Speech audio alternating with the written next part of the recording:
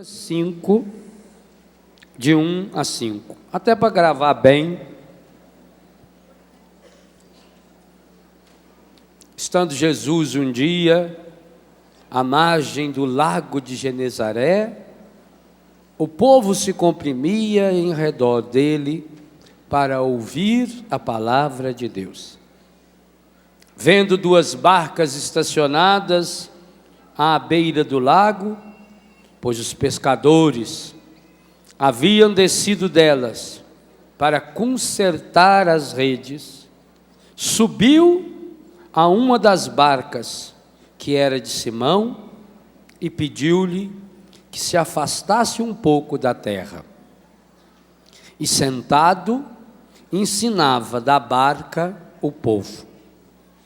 Quando acabou de falar, disse a Simão: faze-te ao lago e lançai as vossas redes para pescar.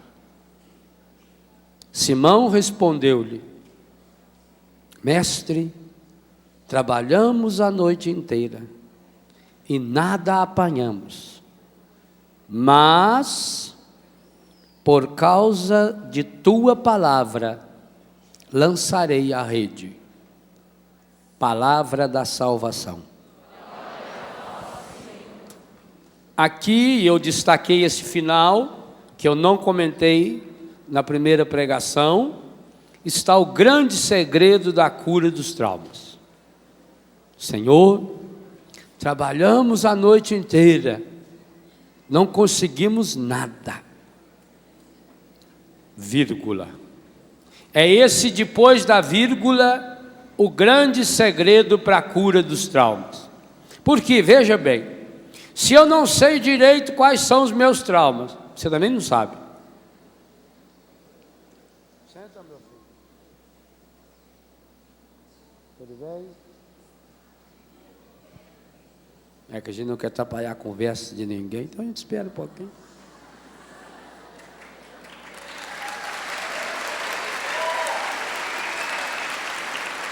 Se eu não sei quais são os meus traumas, não existe nenhuma técnica, nem de regressão, nem de psicologia de avançada, não existe nenhum aparelho, nenhuma tomografia computadorizada, nenhuma ressonância magnética que possa entrar no nosso inconsciente e falar: olha aqui, essa manchinha aqui, isso aqui é o trauma.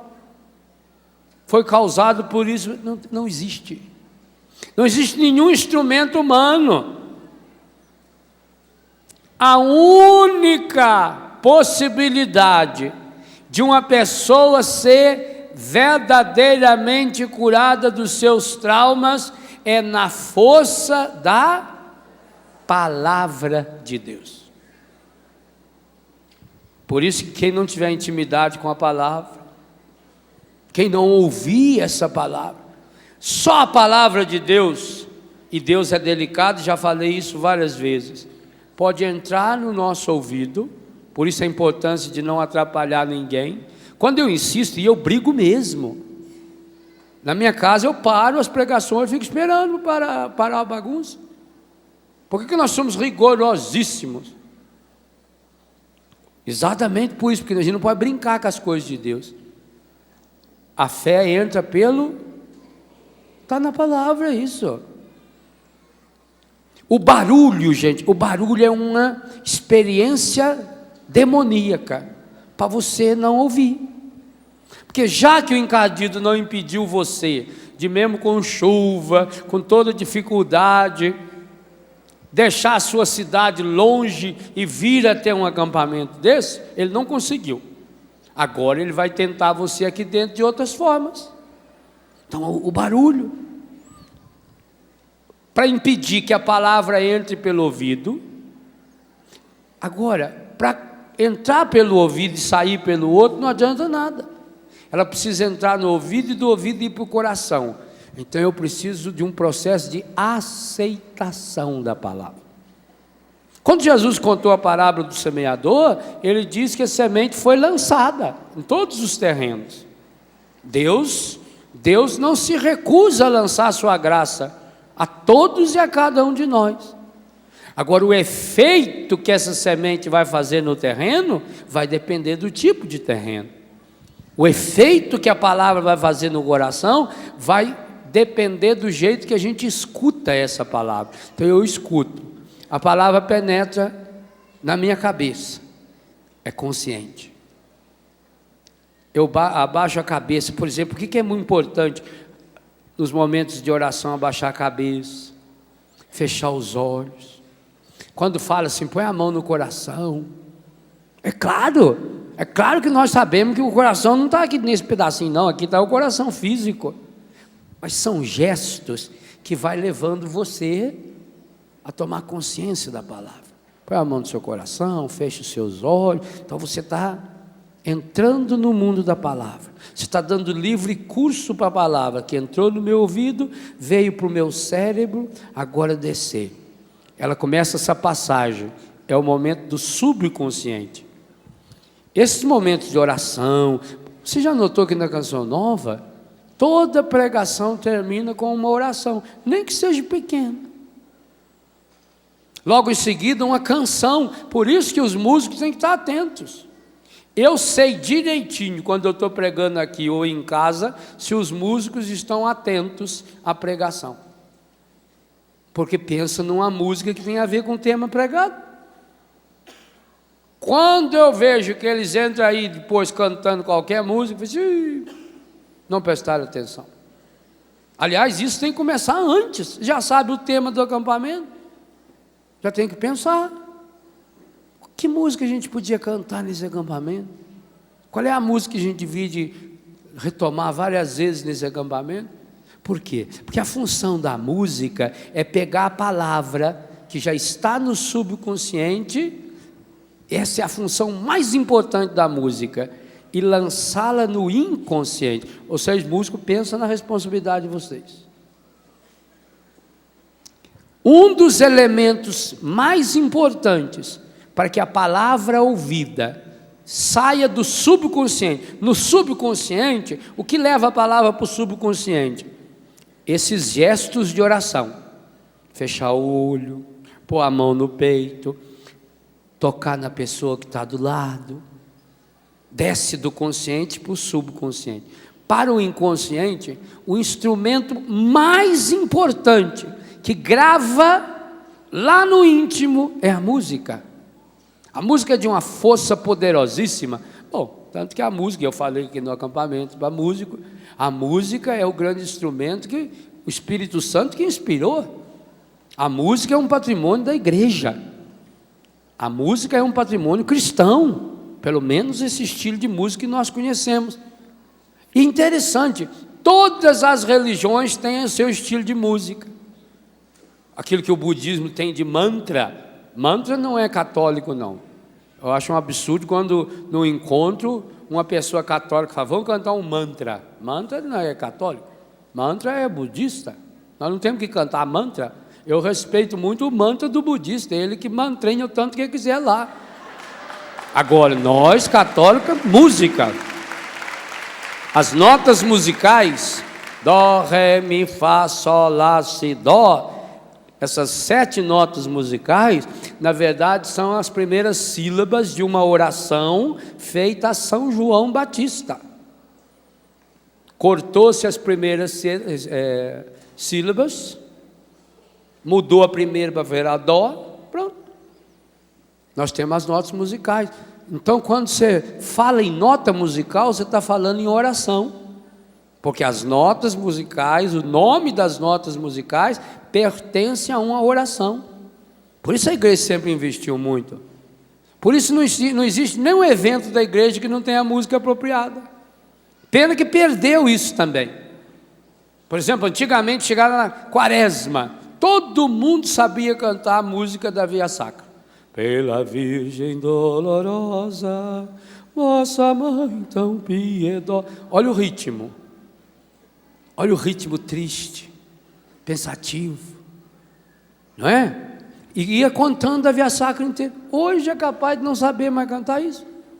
Porque hoje eles enfiam a música que quiser, porque graças a Deus tem muita música. Hoje eles põem louvado seja meu Senhor, quando Jesus caiu pela primeira vez. Louvado seja o meu Senhor. Isso é um absurdo. Perdeu-se a trilha sonora. Eu tenho estudado muito sobre esse tema. É preciso ter uma trilha sonora de cura interior. Escrevi sobre isso no livro Segredos para a Cura Interior. Nós precisamos ter uma trilha sonora. Quer dizer, eu preciso ter CDs ou fitas, ou escutar rádios que toquem canções que me ajudem a ser uma pessoa curada. E não uma canção que agita, que machuca, que preocupa, que inquieta, ou que traga as mensagens horrorosas do inconsciente. Então, num acampamento, num retiro, a música tem um papel fundamental, que é trazer do subconsciente para o inconsciente. O tema. E aí você vê que é muito mais simples de entender. Quando a música que se canta está relacionada ao que foi pregado, casou. Porque, gente, não existe nenhuma pessoa nesse planeta que é capaz de gravar 20% do que eu falei aqui em uma hora. Nem eu que falei. A pessoa que conseguisse lembrar de tudo que eu falei aqui, no caso eu, porque eu que estou pregando, ou qualquer outro que estivesse pregando, durante uma hora, a pessoa que conseguisse gravar tudo que essa pessoa falou, ela ficaria completamente louca. A nossa memória e a lembrança, dois lugares típicos para se nascer os traumas, as mágoas, os ressentimentos e, portanto, as doenças, os pecados e os vícios, não tem capacidade de reter essa informação a esse nível. Por isso que você tem que repetir, por isso que você tem que bater, por isso que você vai mesclando com uma história, com uma brincadeira, para a pessoa relaxar, porque senão criaria uma tensão. Ninguém grava, ninguém, não existe, a melhor memória desse mundo não grava. Faz parte da estrutura da nossa memória não gravar tudo, gravar o essencial. Então, quando você pega uma canção que está relacionada à pregação, a palavra-chave, o texto bíblico, por que nós usamos texto bíblico para a pregação? É a força da palavra, mas por causa da tua palavra lançarei a rede. A força da palavra de Deus que entrou no meu ouvido, processo consciente, que desceu para o meu subconsciente no momento em que eu acolhi, em que eu obedeci. Por isso que é bonito a gente ver a reação de uma plateia imensa feito essa, como ela é obediente. Essa é uma das coisas que mais chama a minha atenção aqui na Canção Nova, a obediência. Claro, sempre tem uma anta por meio, isso tem mesmo em todo lugar. Sempre tem uns que não escutam o que você está falando. Mas a obediência, você fala para as pessoas, põe a mão no seu coração. Na televisão você vê, é bonito ver. Todos. Imediatamente. Essa obediência é fundamental para a cura. Porque na hora em que eu falo, põe a mão no seu coração, você não raciocina. Mas para que eu vou pôr a mão no meu coração? Na hora que eu digo, põe a mão no seu coração, e você imediatamente, quase que inconscientemente, põe a mão aqui, você já está trabalhando ao nível do subconsciente. É o processo de adesão. Você está dizendo, eu concordo. Você, só de botar a mão significa que você acredita no que eu estou falando. E esse passo é fundamental ao nível do subconsciente para chegar ao inconsciente. Feche os seus olhos. Você olha, a grande maioria fechou. Abaixe sua cabeça e feche os seus olhos. A grande maioria. Significa, eu estou acreditando nessa palavra. Eu estou acreditando nessa pessoa que está aí. Seja o músico, seja o pregador, seja um padre, quem for. Eu estou acreditando. Então essa é a passagem importante do subconsciente, do consciente para o subconsciente. E então depois vem a passagem para o inconsciente, aonde, repito, a música tem um papel absolutamente preponderante, fundamental. Você já notou isso? Como é que a música faz você gravar? Muitos de vocês é capaz que não sabem nem uma poesia de cor, mas sabem uma música inteirinha de cor. É capaz de cantar Aquarela do Brasil. É capaz de cantar A Volta do Boêmio. Carinhoso. Falando por um antigo. Os mais novos só conhecem essas musiquinhas que tem aí essas letras fáceis de gravar, né? Porque não fala nada. Por que você fica com a música na cabeça? Por que tem dia que você acorda e você está com a música na cabeça? Está relacionado à memória do inconsciente. Por isso que você tem que, quando vem uma música boba, que fica repetindo na cabeça, você tem que mudar o disco. E como é que muda o disco? Com outra música. Se você tentar só esquecer aquela, pode esquecer. Você não vai conseguir. Você tem que preencher. Então põe a outra música. Lembra de uma outra música, pensa numa outra música e começa a cantar. Vai repetir o refrãozinho na sua cabeça. Conscientemente chega no inconsciente. Se a palavra não chegar no seu inconsciente, no meu inconsciente, e aí a música que ajudou, vem a reflexão. Eu fico ruminando aquela palavra. Eu fico pensando naquela palavra. Eu rezo em cima daquela palavra. Eu retomo durante o dia aquela palavra. Eu que estou fixando uma ideia no inconsciente. E por que é importante fixar a palavra no inconsciente? Porque só a palavra de Deus tem poder. Está escrito num texto fabuloso de Hebreus. Dá uma olhadinha lá em Hebreus. É espetacular a força. Capítulo 4, versículo 12.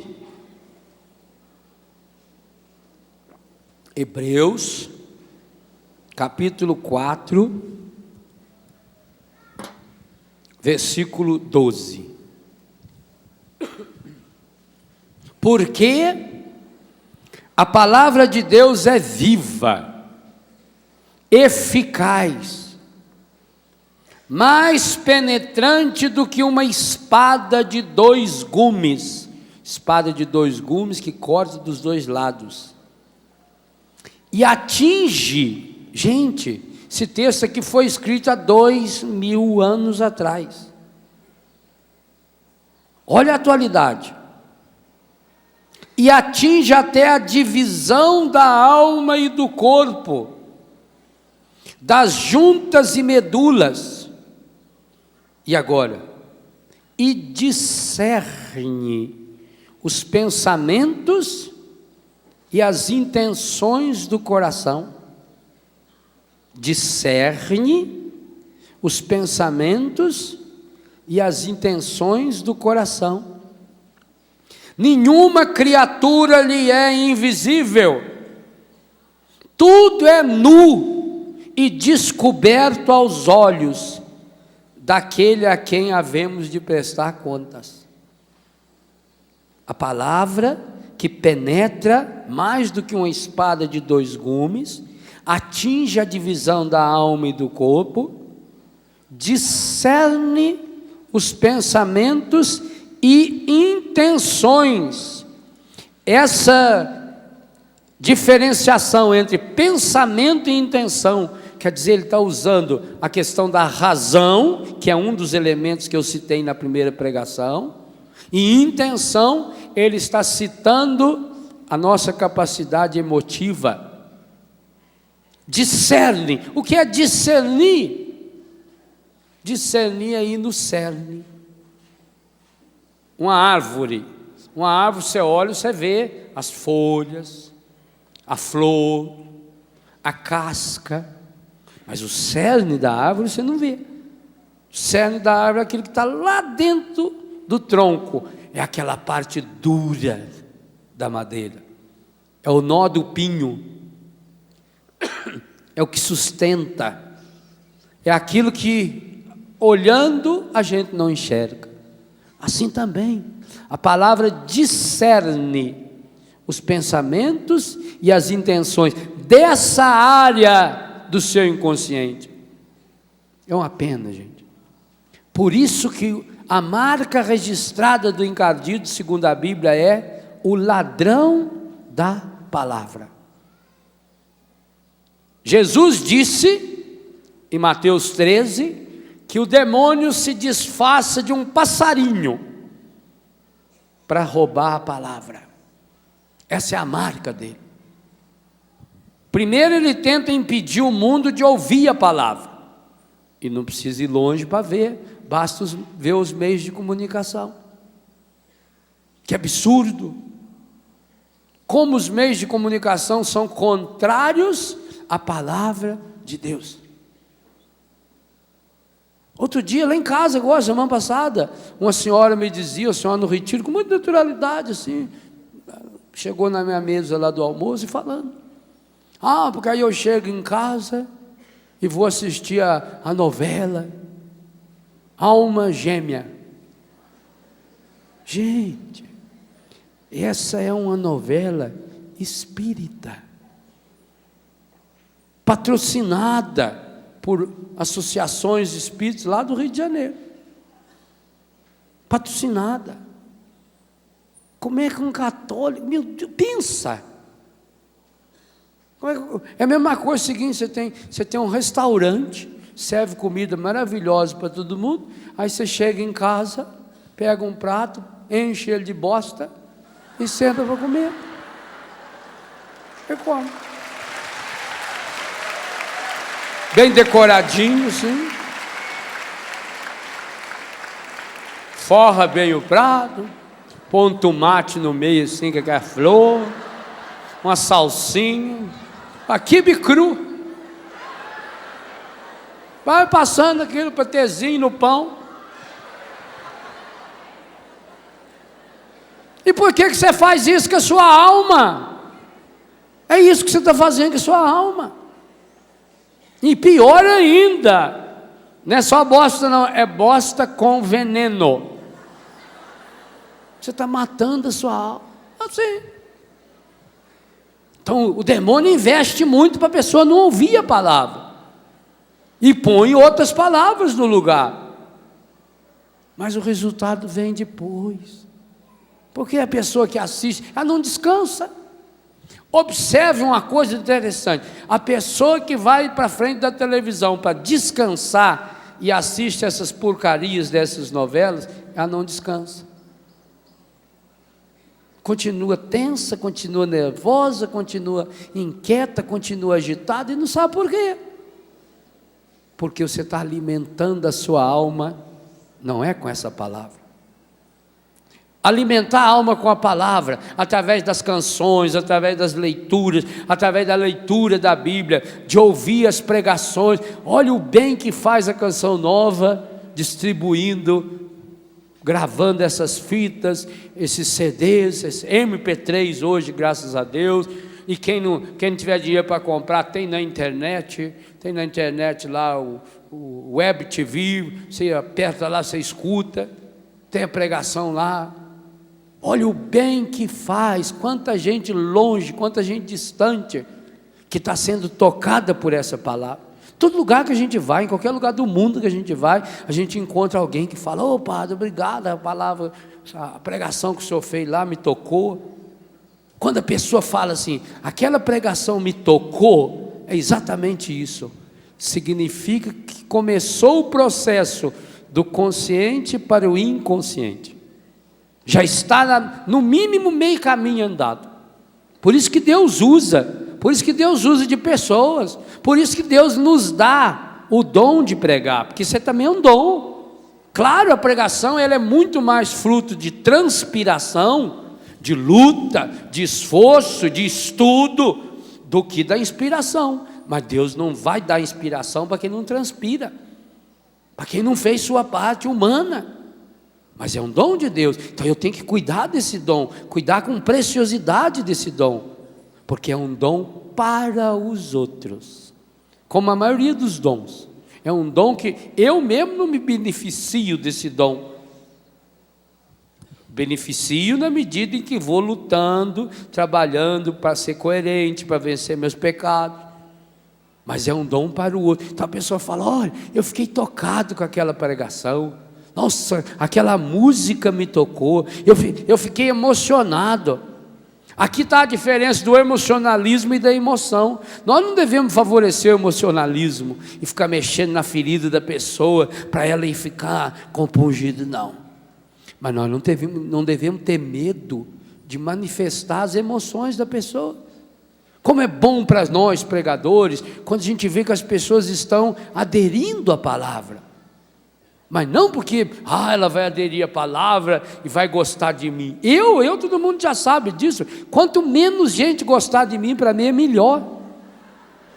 Eu não faço nenhum esforço para gostar de mim. Eu não faço esforço nenhum para ser simpático. Nenhum. Por isso não adianta ir lá para trás e esperar eu lá, porque eu não vou conversar com ninguém. Eu vou estar dentro do carro, eu vou sair. Pô, tem que voltar depois, ora bora. Prega 1 hora para você ver, depois aguenta os outros. Fica... não tem esforço nenhum. Eu não sou candidato a nada. Não preciso de voto. Eu quero ser instrumento de Deus. Isso sim. Como João Batista pedia, eu queria aprender cada dia. Senhor, eu quero ficar cada vez menor e cresça a tua palavra. Pronto, não é?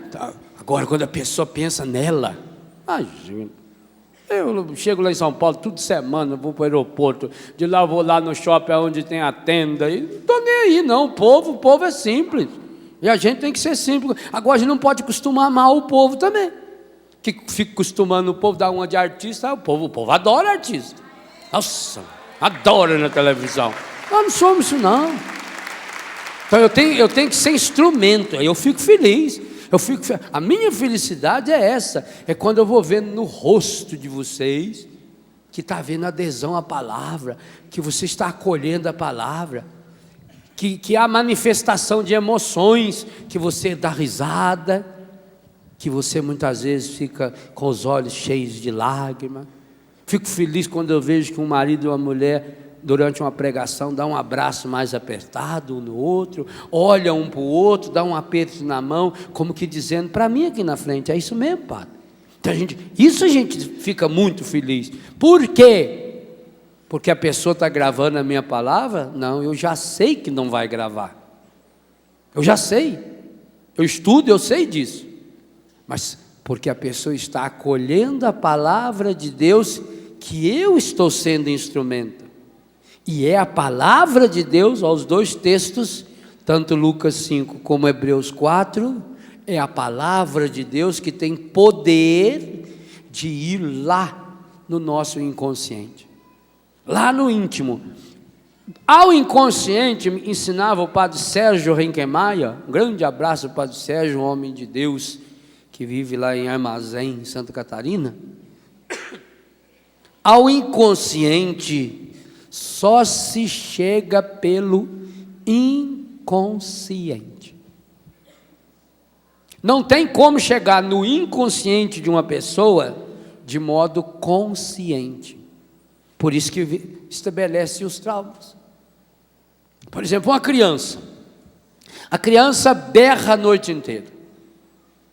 A mãe põe na cama, daí a pouco ela está chorando, assustada. Não adianta você conscientemente falar para a criança: não tenha medo. Já tem. Então eu tenho que entrar no inconsciente da criança. Como é que eu entro no inconsciente de uma criança? A mãe tem um poder fabuloso. Deita do lado da criança. Deita do lado direito da criança. E começa a fazer carinho na criança. Principalmente na testa da criança. Para que a região do cérebro acione. Com a mão bem suave, se for possível, até passa um talquinho na ponta do dedo para sentir o mínimo possível. Vai tocando aqui na cabecinha da criança assim, ó. Suave.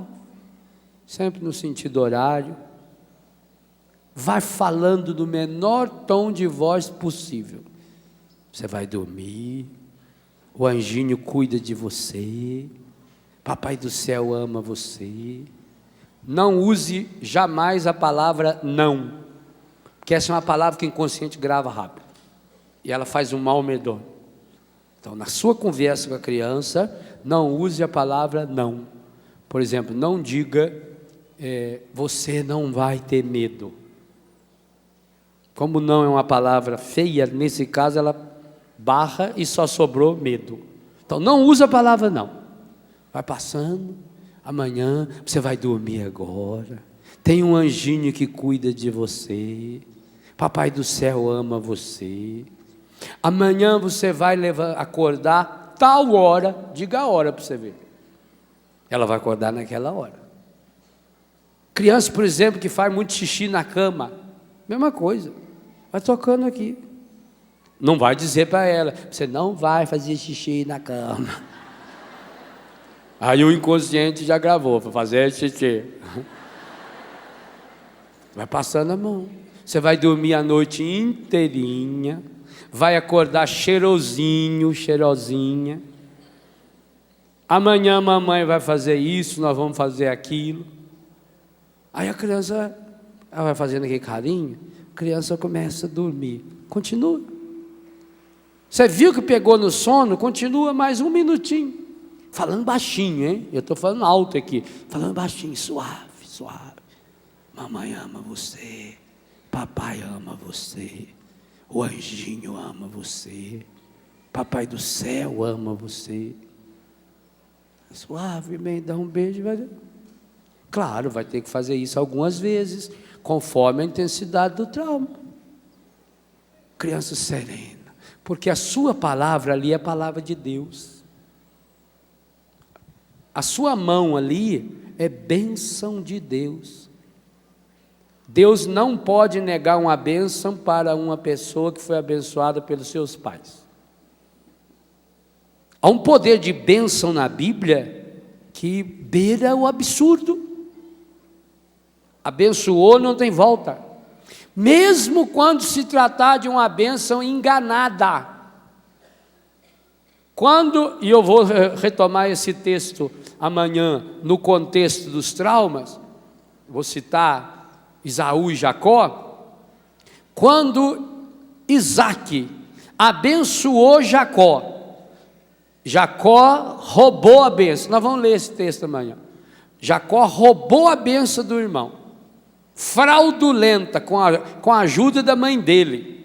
Se fantasiou de cabrito, que o irmão era peludo e o pai estava cego. O pai era cego. Fraudulentamente, o Jacó roubou a bênção. Quando Esaú chegou, o Isaac diz: eu não posso te abençoar. A bênção que era para você, eu dei para o seu irmão. Mas será que o senhor não tem uma outra aí, uma reserva aí? Eu não posso. Então, por quê? Porque o peso é a bênção. Bênção é graça de Deus. Então ali, mãe, pai também, é claro isso que eu estou falando, o pai também pode fazer. Embora a sensibilidade da mãe ajuda muito mais nessa hora. É bênção, não tem como. É palavra de Deus. Por isso que ela vai no inconsciente. Por isso que ela chega ao inconsciente da criança. Por ser palavra de Deus. Que bom se hoje você puder dizer para Deus assim também: oh meu Deus, trabalhei a noite inteira, estou cansado. Por que será que na minha vida tanta coisa não deu certo? Você que tem decepções amorosas, por exemplo, que muitas vezes já se revoltou contra Deus, não dá certo na sua vida. Oh, padre, eu tenho uma filha, ela é tão boa, mas não amei dela arrumar um namorado. Já está lá com quase tantos anos, não vou citar a idade para não ofender ninguém. Ela não consegue. Ela sabe costurar, bordar, ela pinta e borda, é uma pessoa muito aplicada, padre. Parece a gente até fica com esperança, mas ele fica 2 meses, larga, aí ela fica frustrada, agora só fica na televisão, come demais, tadinha, está até meio passada agora do diâmetro. Por que será, padre? Teve uma vizinha, padre, que me disse que aquilo era uma praga, que foi mal olhado, que aquilo é por causa de uma mocinha, que teve uma vez, padre, que tinha uma moça lá na escola, e ela namorava um rapaz, e o rapaz largou dela para ficar com a minha menina. Então a vizinha falou que essa é a causa. Então ela fez um trabalho para ela, pôs o nome dela na boca do sapo, costurou. Olha o demônio pega o trauma e vai esticando. É daí que vem as falsas doutrinas, que vai alimentando, porque aí cria-se um mecanismo maligno. Por que será? Por que será, padre, que a minha filha não arruma casamento? Meu filho não arruma emprego, padre, ele é bacana, ele é bom, ele tem nota boa. Quietinho que o senhor precisa de ver. Olha, vai ver que é por isso. Não sabe nem falar para o que ele sabe fazer, meio bobão lá no canto. Sempre com o lenço lá, limpando aqui assim. É por isso. Então não adianta ficar procurando as causas, não. Precisa dar esse passo. E o passo é esse: por causa da tua palavra.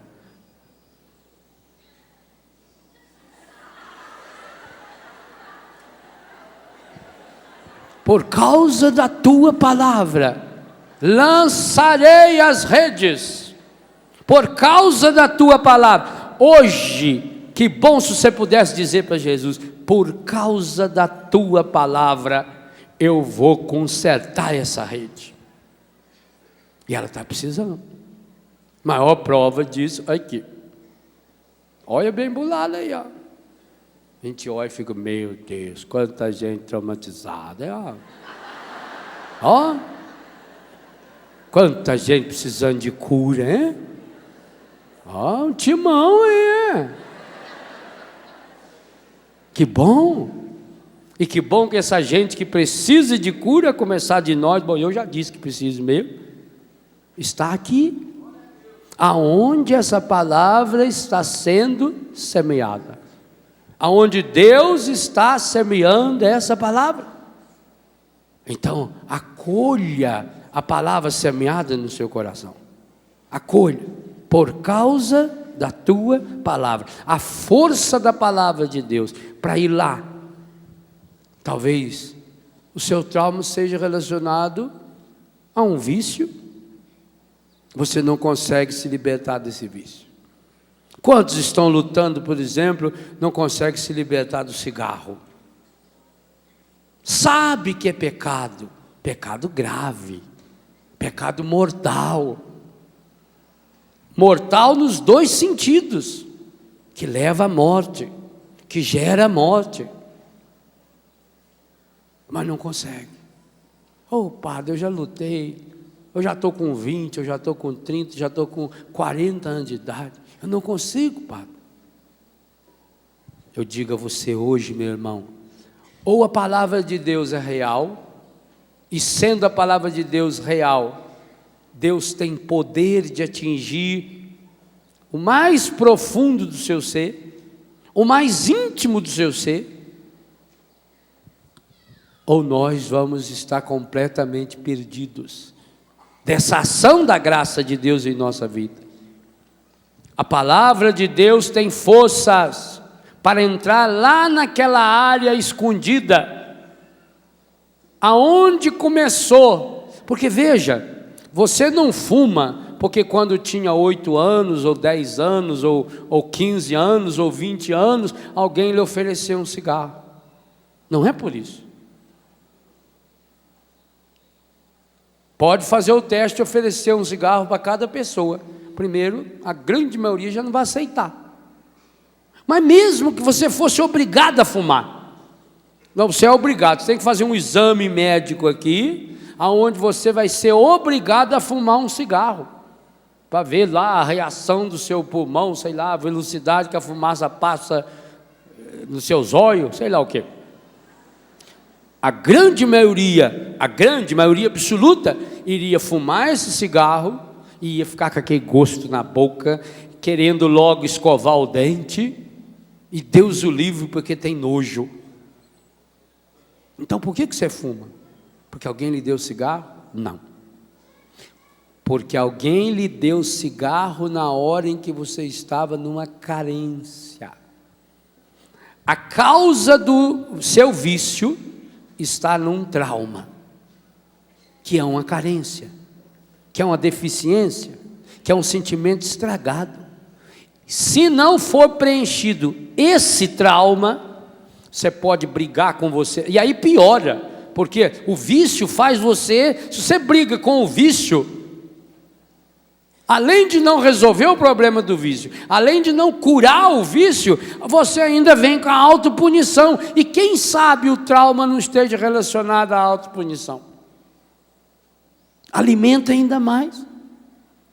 Então é preciso ir na causa. Mesma coisa o álcool, meu Deus do céu, eu sei disso bem, por experiência lá na Betânia.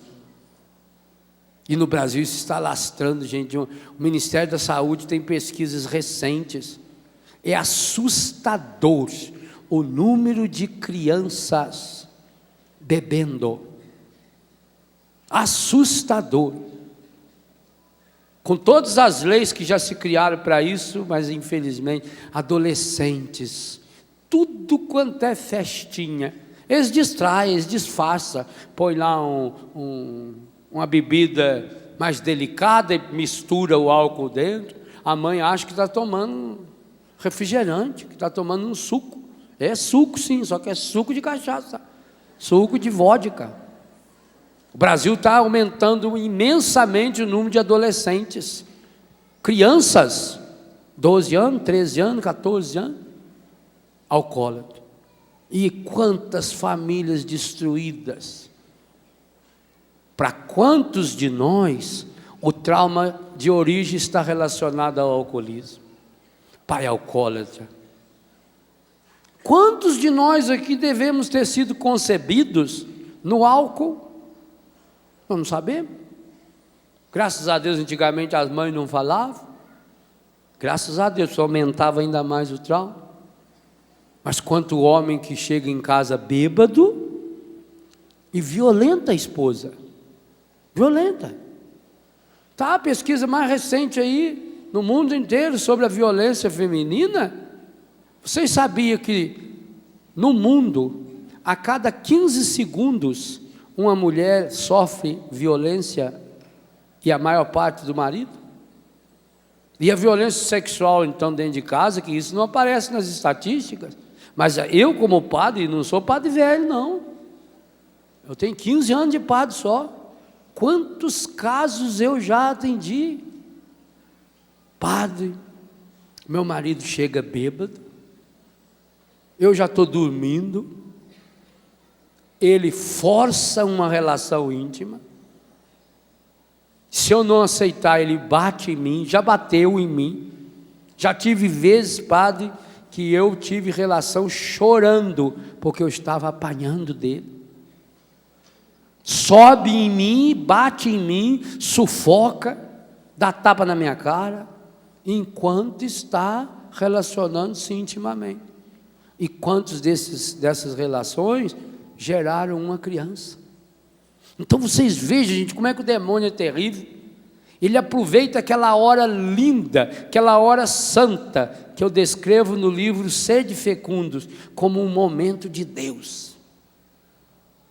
E naquela hora, o espermatozoide do pai leva o gene do alcoolismo para o óvulo da mãe. Ainda não é gente. A pessoa só se torna gente quando o espermatozoide e o óvulo se unem. Vocês imaginam aquele espermatozoide contaminado pelo álcool? Ele entra dentro do óvulo e fecunda o óvulo, porque os dons de Deus são irrevogáveis. Fecunda aquele óvulo. Aquele óvulo fecundado vai virar o ovo, vai virar um feto, vai virar uma criança, marcada já pelo terrível problema do alcoolismo. Então é um problema muito sério. Outros tiveram sérios problemas do alcoolismo na gravidez, porque esse mesmo pai que chegava bêbado também quando a mãe estava grávida. Exigia relações, batia na mãe grávida. Quantos casos absurdos do pai que chuta a barriga da criança, da mãe, para ver se mata a criança lá dentro, e diz claramente: eu não quero essa criança, é culpa sua, e joga na cara da mãe, é culpa sua, por que você não evitou? Nós já temos não sei quantos filhos. Mas meu Deus, foi ele que violentou a mãe. Como é que essa mulher vai poder evitar um filho assim? Como é que essa mulher vai fazer método Billings nessa hora? Método nenhum nessa hora. Por isso Jesus diz para não julgar ninguém. Nós não podemos julgar não, hein? Está louco? Eu sei lá o que a pessoa passou. Olha, gente, tem muito santo nesse mundo. Muito santo. E nessa área que eu estou falando, tem muita santa nesse mundo. Santa, que eu admiro. Talvez nunca vai ser canonizado, mas diante de Deus você é santa, minha irmã, de ter aguentado tudo que você aguentou até hoje. Mulher casada com alcoólatra, para mim todas elas são santas, porque aguentar aquele bafo de cachaça, não existe uma pessoa nesse mundo que bebe e fica bom. Todo bêbado é chato, todo bêbado é insuportável. Ninguém, por isso que os bêbados têm que ficar tudo entre eles.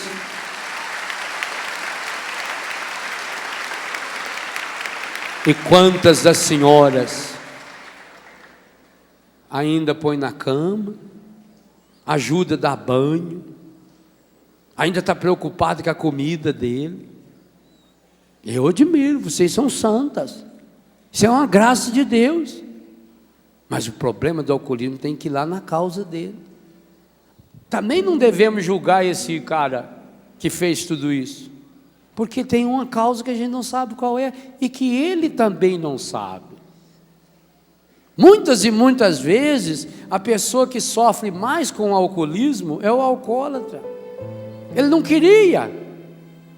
Ele quantas vezes deve ter pedido para Deus: oh meu Deus, cura eu. Quantas vezes renunciou ao alcoolismo,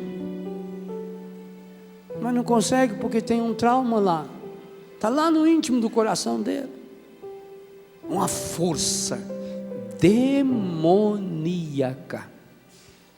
Por isso que é importante renunciar ao demônio, mas só renunciar ao demônio não adianta, é preciso ir na causa, é preciso ir lá aonde os traumas estão.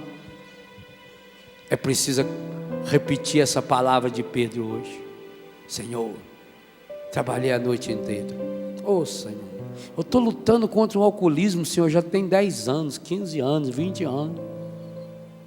Eu estou lutando contra o cigarro, o tabagismo, já tem tantos anos. Eu estou lutando, Senhor, contra esses desequilíbrios de temperamento. Eu estou trabalhando contra isso há muito tempo. Não deu nada. Trabalhamos a noite inteira e nada pescamos. Não deu nada, Senhor. Parece que é derrota em cima de derrota. Mas, e essa eu queria que fosse a tônica da oração que encerra essa manhã desse acampamento. Mas, por causa da sua palavra, lançarei as redes. Vá fazendo o exercício.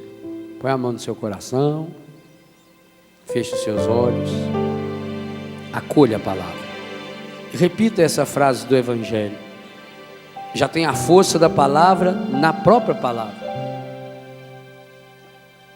Mas por causa da tua palavra, por causa da tua palavra, Senhor, eu estou agora consertando a rede do meu coração.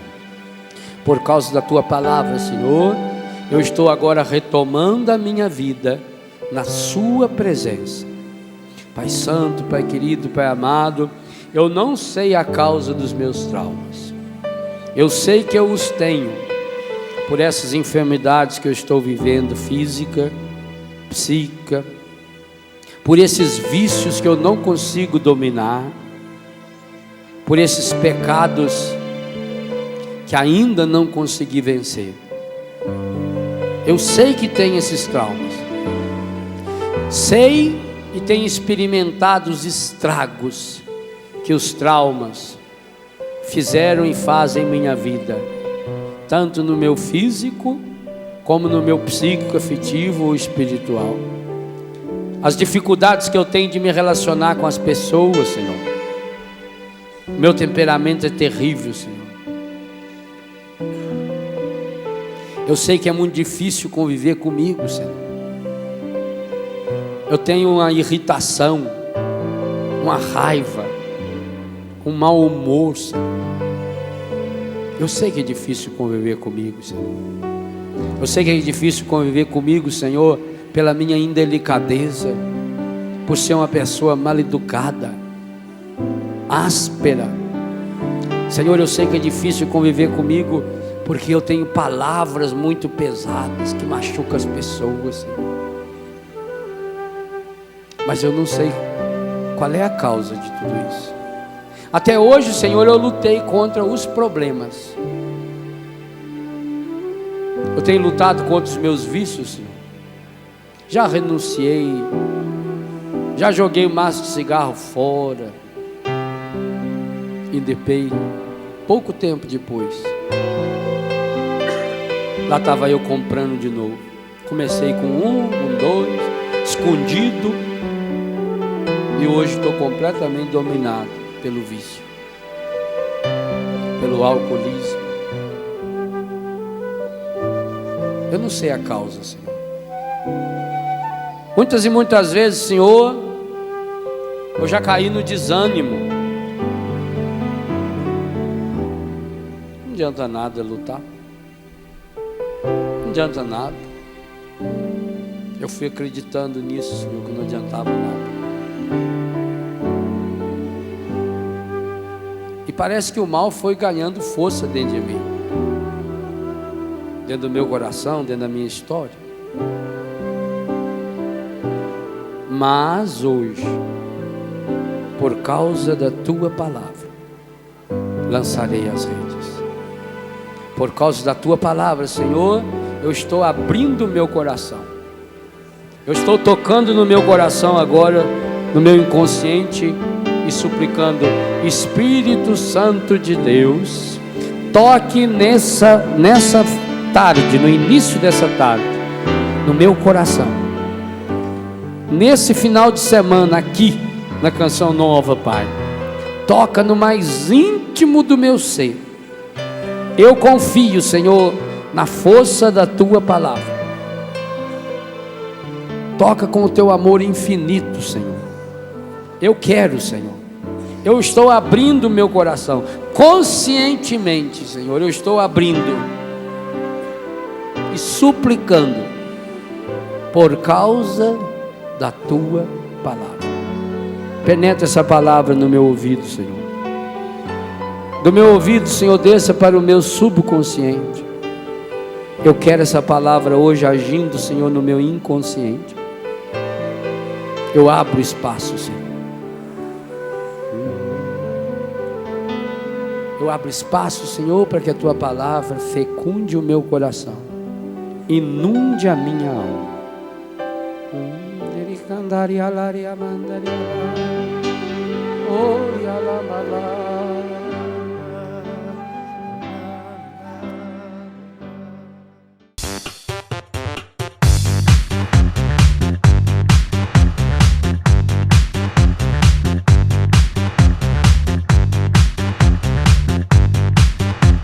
CançãoNovaPlay.com. Assine já!